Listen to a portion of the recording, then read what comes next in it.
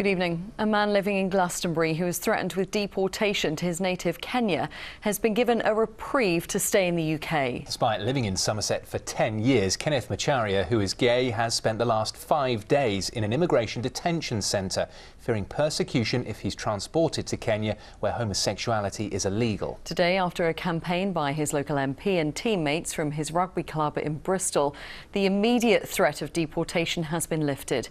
Ellie Pitt has this report.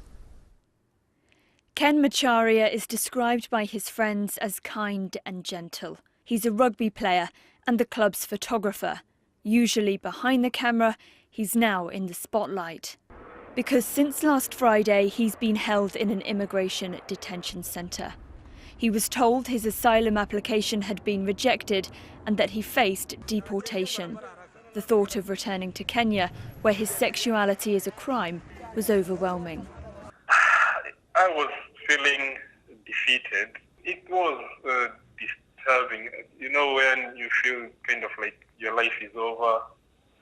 So that's how I was feeling. There's no hope in the future. But seeing all the positive responses I've got, all the support I'm receiving, now I have hope. Hey Ken, it's Murray. How are you? Oh, hi, Mark. And that support has come from his rugby family, many of whom spoke to him on the phone for the first time since his detention today. Hi Ken. Ken, what we're going to do is we're going to set up a crowdfunding site for you as well. See if we can actually get something so you can actually stay here permanently and get permanent asylum, which is what this is all about, mate. Oh, thanks so much. That's so wonderful. You guys are so kind.